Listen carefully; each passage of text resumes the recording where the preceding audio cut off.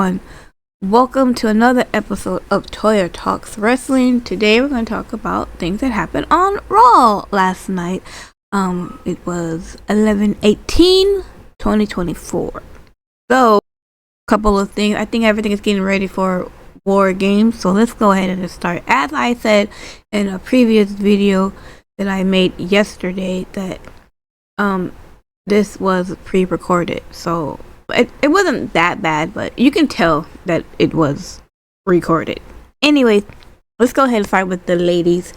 We had Liv Morgan and Raquel Rodriguez in the ring. They started the show. Basically, you're about to do a promo and calling out Jade Cargill and Bianca Belair because they were already there, saying, "We know that you're here and we know that you did not come alone. And we didn't come alone either." And then hear Nia Jax music come up, and Nia Jax, Tiffany Stratton, and Candice LeRae are coming towards the ring. And they get in the ring, and Nia pretty much told Liv and Raquel, was like, "I don't hate you, I don't like you, I just don't think about you, right? I just don't care about you." And Liv Morgan's like, "That's cool, that's fine." But she was like, "But I do think about Naomi, Jade, and Bianca." And like clockwork, you say the name and they appear. And here they come, the tag champions and Naomi, they're all there and everything else. And Bianca's like, "Look, if you just want to fight, we can go ahead and fight. But like you said, we didn't come alone either." I'm like, "Yeah, there's three of you, but okay." And then here comes Io Sky. Io Sky comes out, and Io Sky's so adorable. I love her. And they're walking towards the ring, and they get in the ring and stuff like that. And Liv Morgan's like, "Okay, but we have a situation here. You guys have a little problem here," because she's all counting 1, 2, 3, 4, 5, and she's out 1, 2, 3, 4. It's like the math ain't mathing right now. You know what I'm saying? Like, you're still missing one person. She's like, "I'll tell you what, we already know how this is gonna go. Go ahead, someone throw the first punch so we can just go ahead and attack you." Right? As soon as she says that, Rhea Ripley's music hits, and here comes Rhea Ripley just storming towards the freaking ring, right? And she gets into the ring. She bypasses all the baby faces, pretty much yells "War Games." Oh, by the way, she had the face mask like Cody Rhodes had. Remember when Cody Rhodes was like dashing Cody Rhodes and he had the face mask? So she had the face mask because she has like an injury. So she had to wear a face mask. So she was wearing a face mask. She yells "War Games," hits Liv Morgan with a headbutt, which looks really painful, by the way, like ouch. And then it was on and popping, and there's like fighting everywhere, and pretty much the heels ended up outside the ring, and the baby faces are inside the ring, and ended like that. So there's your War Games, guys. You have on one side Liv Morgan, Raquel Rodriguez, Tiffany Stratton, Nia Jax, and Candice LeRae, and then versus Bianca Belair, Jade Cargill, Naomi, Io Sky, and Rhea Ripley. I mean, I think that this is going to be a very good War Games. Last year's War Games for the women was way better than the men's, and I think that this might happen again. I mean, I'm going to always talk about the men's later, but as it looks right now, like this could be a hell of a War Games, right? I just worry about like Jade Cargill in this War Games. Also, I worry about like Nia Jax in this War Games, because most of these women, well, not most of them, most of the women has been already in the War Games. Like, I think Io Sky has been in every single women's War Game there has to be in, even in the NXT days. Like when she was in NXT, she was in War Games. Like, she is like Miss War Games at this point. You know what I mean? The thing that I'm looking for in War Games, I want to see something like craziness. I want to see Tiffany Stratton do like her moonsault thing, like on top of the cage. You know, like we've seen Io Sky do some crazy stuff. Like last year we did with that trash can and everything else. Like I want to see that. Like I would be crazy enough to see something like a KOD on top of the cage. That would be freaking crazy. I probably won't have because it's probably like a little bit too dangerous, you know. But wow, that'd be crazy. I want to see some craziness because I want to see these women go full out. Because I feel like this was totally just put together, rushed, and everything else. But I think it's gonna be a great like war games for sure. I'm just like, I just want to see some like we can't get like a good storyline out of this. I at least want to see some good like, you know what I mean? Like, oh shit, stuff like that. But I'll see. So another thing that happened, we had the Miz and Karrion Kross do a video about how they outsmarted the Wyatt Six. It was actually done really well and really good, and it's like wow. If I remember, I'll put the link in the description below. But it was really excellently done, and all this other stuff and all this. And then you had Bo Dallas pretty much made another video as well, and he made a vignette basically saying that, you know, the Miz messed up because, you know, he let the Miz go because the Miz said that he was going to change, and the Miz said he wasn't going to change and that nothing was going to change him, and that the Wyatt Six were weird and everything else. So Bo Dallas pretty much just said, you know, you should have just taken that opportunity to change and fix yourself, but now you're just screwed, and he's sorry, he's not sorry, whatever, and that you asked for it, but pretty much whatever you're gonna get, you're asking for it. You wanted it. And I must say, looking at Bo Dallas, my goodness, does he like not look like his brother, like to the freaking T? Like, it is so uncanny. Like, I know that sometimes like brothers look alike and everything else, but he looks just like his brother. Like, I have 3 brothers, right? And none of them look like each other, okay? Like, the only thing, maybe they have like the same nose structure, but everybody else, like, they all look kind of different. Like, my brother looks like my dad, my other brother looks like my mom, and everything else. Like, my other 2 brothers look like my mom, and everything else. They do not look alike. But this one, like Bo Dallas, he looks like, if you didn't know that Bray Wyatt, like, you know, died, you would think like that's him. That is Bray Wyatt, but it's not. It's like it's crazy. I'm like looking at, like, I honestly had to do a double take. I'm like, wait a minute, that's not him. That's Bo. Like, but it's freaking crazy. But both of the vignettes were awesome. I would like to see a traditional Survivor Series with like the 4 men on Wyatt and the 4 men on like the Final Testament. I mean, I guess you can even put in like the 2 ladies. The only thing that they have to fight each other, and whoever got eliminated, you know, you will still have that one person there. You know what I mean? So you can still do it, but you know, if you have to do a 4-on-4, it was like the elimination Survivor Series match, traditional match at Survivor Series. I would love to see that. I don't know that's what's going to happen, but I'm really hoping that that's what's going to happen. But yeah, it was really good. I really enjoyed it. Okay, so the next thing I'd like to talk about is Gunther and Damian Priest. So as you know, Gunther and Priest have a match at Survivor Series. So anyways, Gunther is backstage with Luther Kaiser.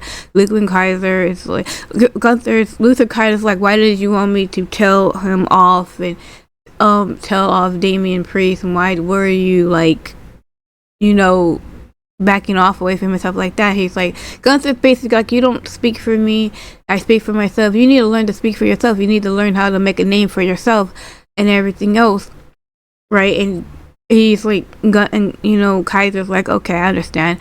And then Gunther asks Kaiser, you know, am I still the ring general? And he's like, of course, always, you know. And he smiles and everything else, and he's like, Gunther's like, go make a name for yourself. And then you know, Kaiser walks away, and you see Damian Priest signing autographs at a table, and you know, Gunther, he's had to like, he takes his jacket off, and he goes and puts Damian Priest in the chokehold, and then Damian Priest pretty much got out of it, and then Gunther tried to hit him with a pipe, and he takes the pipe away and everything else. And this ruins Gunther's whole plan and all this other stuff, right? And Damian Priest was like, hey, I know in the ring you're the ring general. In the ring you're the general. But in the streets, I'm the king. Here comes Adam Pearce. Adam Pearce is like, what's going on? He's like, oh, nothing. It looks like your champion needs some ice. And he walks away laughing, and Adam Pearce doesn't look like phased at all, whatever. This match is going to be incredible. It's going to be great. I can't wait to see it. You know, I think that Gunther has lost some of his confidence in himself. I think after losing to Cody Rhodes, you can see that he lost some of his confidence. It's kind of like he's going into this match the same way that Damian Priest went into their match at SummerSlam. Like, wasn't really too confident, kind of unsure of himself. Like, Damian Priest is like hell of a confidence, hell of sure of himself, and Gunther is not. I like how they're switching this role. I'm liking how they are humanizing and making Gunther seem like, okay, like he is afraid to lose and stuff like that. So I love that angle. I'm glad they're going with that. The next thing I like to talk about, there was a match between Braun Breaker versus Sheamus for the IC title. Now, I think this was a little bit too soon, but last week I didn't talk about it. Sheamus asked Braun Breaker for a match for the IC title and everything else. I got into it and everything else, so this is why we got this match today. So, I don't think that Sheamus has ever had a bad match. As far as I know, I've never seen it. Maybe it's out there, but never had a bad match. And then Braun Breaker keeps getting better and better with time. So this match was actually pretty well and everything else. You had, at one point, Braun Breaker spear Sheamus, and Sheamus was smart enough to roll outside of the ring. This obviously pissed off Braun Breaker because he wanted to pin Sheamus, not, you know, get a count out or anything else like that. And you know how, like, Braun Breaker does his, like, goes around the ring and does the spear. So he's about to go and do this, and then he gets clobbered by Luke Wingeiser. Yes, he comes in and caused the disqualification.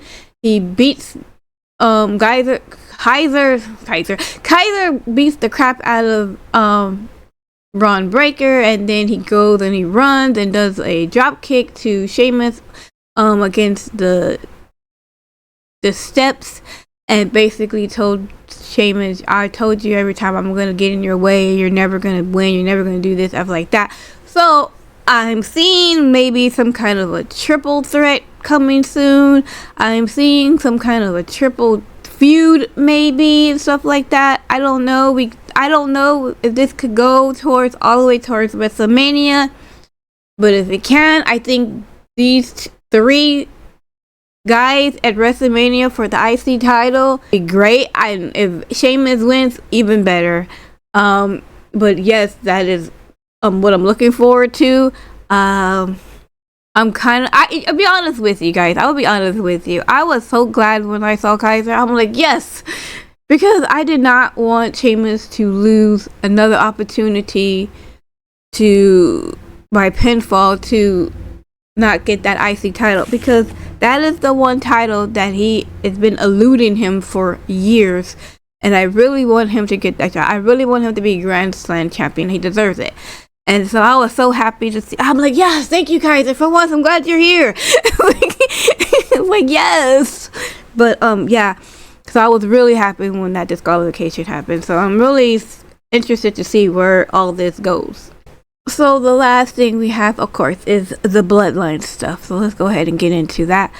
So basically, Jimmy, Jay, and Sammy went to go ask Seth Rollins again if he could join their bloodline, right? Because now that Bronson Reed is over there, and you know, it's like, hey, you have a problem with Bronson Reed, you know, you can handle your situation also in there as well, right? Pretty much what they're going with. And you know, Sammy's like, look, you worked with Cody Rhodes last year and you guys couldn't stand each other, right?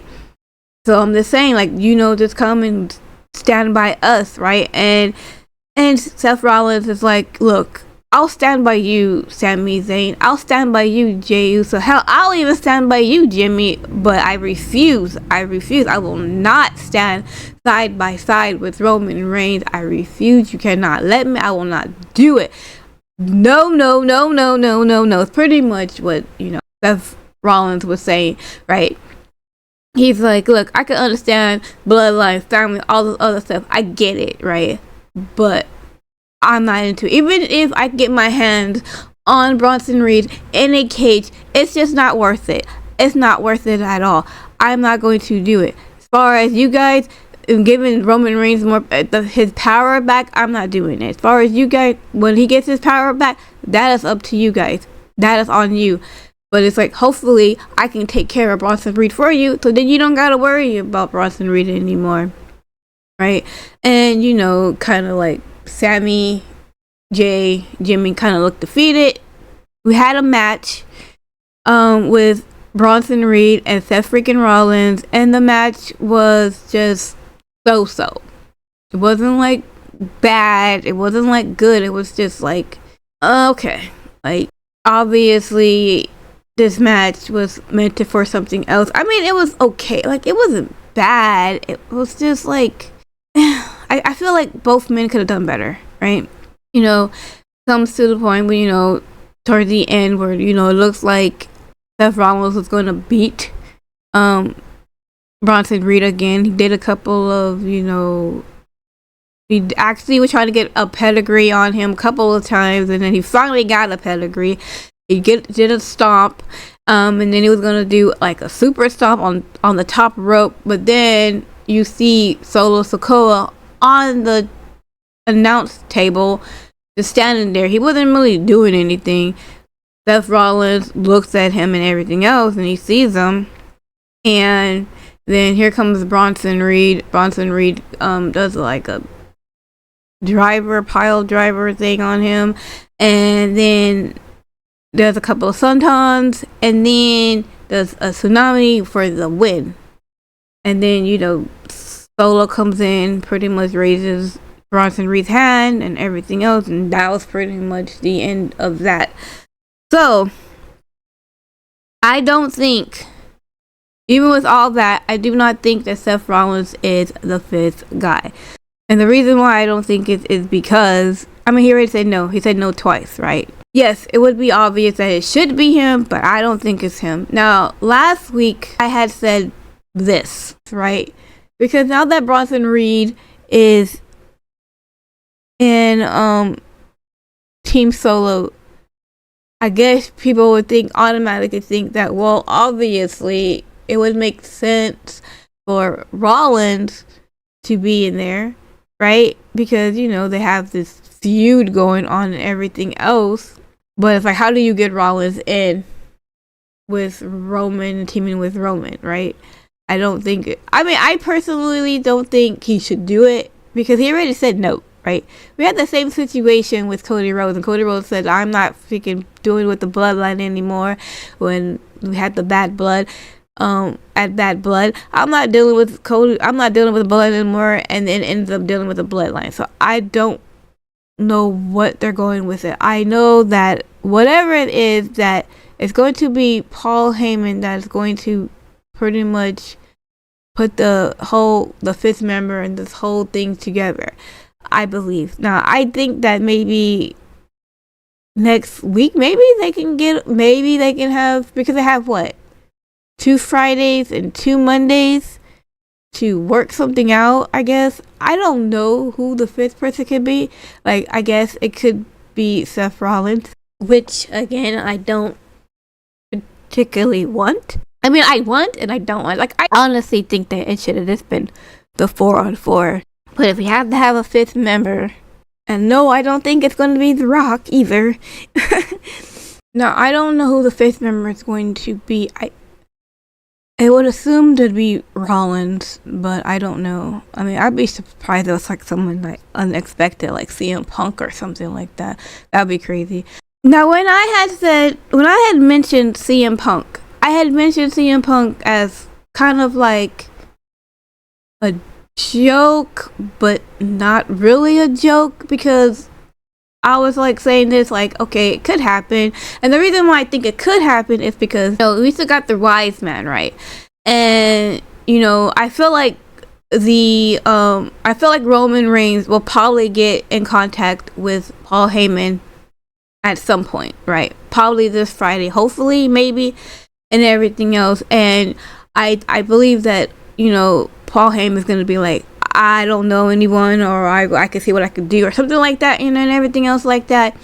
And then CM Punk would make sense because Paul Heyman said that CM Punk was his best friend, and vice versa. And he's like, and I think someone mentioned like back in like June, Paul Heyman asked for a favor. This could be the favor that is now and stuff like that. I think that CM Punk can work better with like Roman, Jay, and Sammy and Jimmy than Seth can. It would just make a lot more sense for CM Punk to come in. Now, here's the thing. When does CM Punk come in? Does he come in the day of Survivor Series? Or the day before? Because it's going to be like, oh, well, who is your fifth person and everything else like that. And you can have that day of, because think about it like this, right? CM Punk came back on Survivor Series in 2023. Why not have him in Survivor Series in 2024? For the Survivor Series, he came back. Survivor Series, he will be like the guy and everything else. Also worked out to use CM Punk because he can take that momentum away that could have been with Seth Rollins. CM Punk can be like, okay, well, Seth Rollins didn't want to do it. Fine, I'll do it. I'll set my pride aside and everything else because Seth Rollins couldn't do that and everything else because all he's thinking about is himself. He ain't thinking about other people and everything else like that. So, and everything else, he wasn't thinking about his friend Jay or Sammy or even Jimmy. He was just thinking about him, and you can have that and all this other stuff. CM Punk, probably gets the pin or the win or whatever. You can have him do that or something like that, or Roman gets the win or whatever. But CM Punk is there.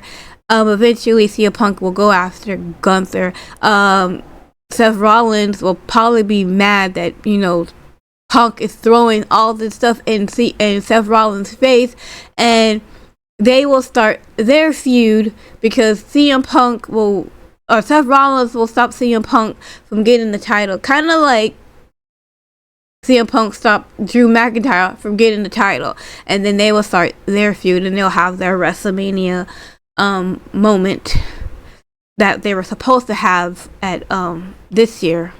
They'll have it next year. That's what I think. That's just me spitballing. But honestly, when I said that last time, I was kind of like half serious, half joking, because I'm just like, it would make sense because they're friends, right? You would help your friend and stuff like that.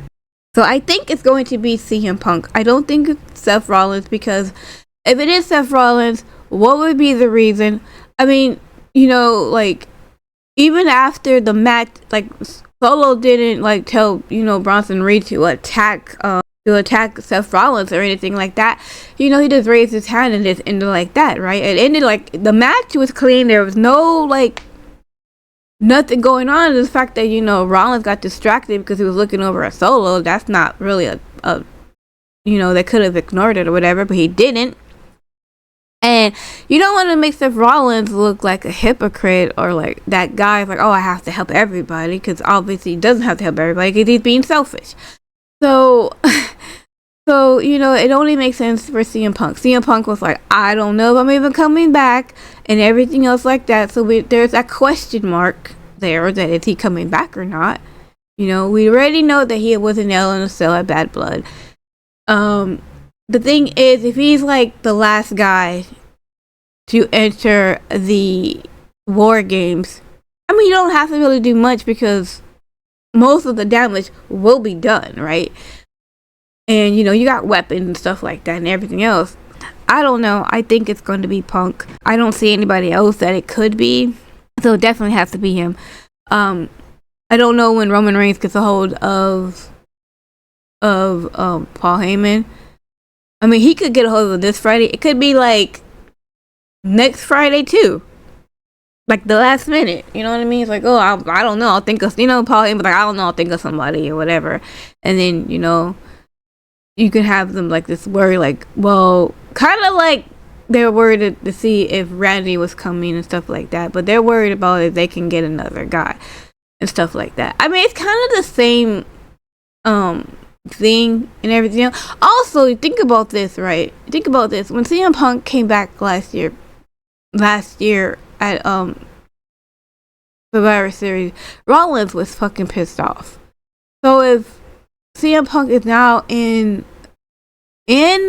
Survivor Series, and let's say that Rollins is not in Survivor Series, because who's Rollins gonna fight? And Rollins is not in Survivor Series. That could also piss them off. You know what I'm saying? Like, how do you not have Rollins in Survivor Series? Because who is he gonna fight, right?